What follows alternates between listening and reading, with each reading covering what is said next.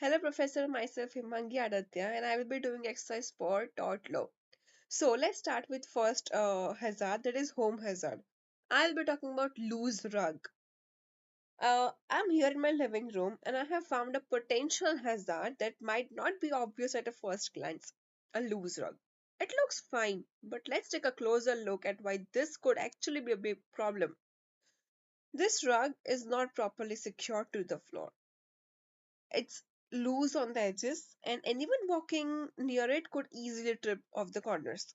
A person might not even notice it's loose at first, especially if they're walking distracted or carrying something in their hands.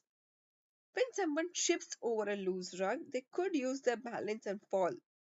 The fall could lead to minor injuries, like sprained ankles, bruises, but in some cases, it could be much worse. Imagine if they were hit their head on a hard surface, which could cause fracture. So now, who is at risk and how? Now let's think about who is at risk. First, anyone walking through this area, whether it's a guest, family member, or someone just visiting, could trip. However, certain groups are more vulnerable than others. Children might be playing around here without paying attention, so they're more likely to trip.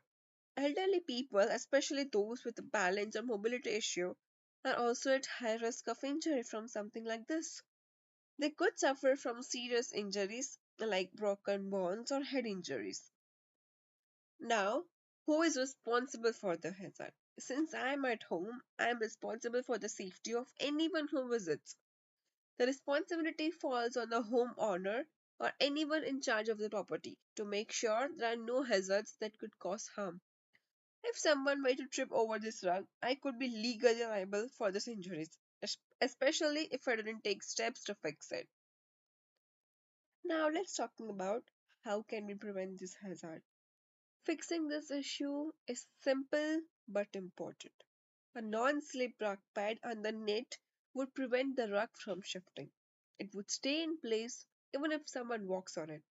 Another solution could be to secure the rug with double-sided tape so it stays flat. If this rug is too small or too risky, I might even consider replacing it.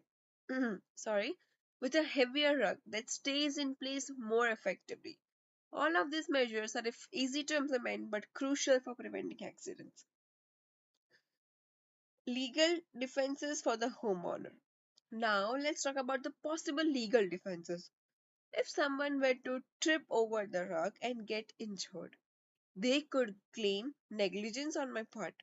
However, if the guest was doing something reckless, like running or not paying attention, they might be partially or at fault for the accident. Additionally, if the guest was trespassing or if they had been warned about the rug beforehand, it could reduce my responsibility. This is known as assumption of risk, where the injured person knows about the hazard but chooses to ignore it. So, to prevent this hazard from becoming an issue, I just need to make a few simple changes and I'll be creating a safer environment for everyone who visits. Let's talk about hazard 2 in the next video. Thank you.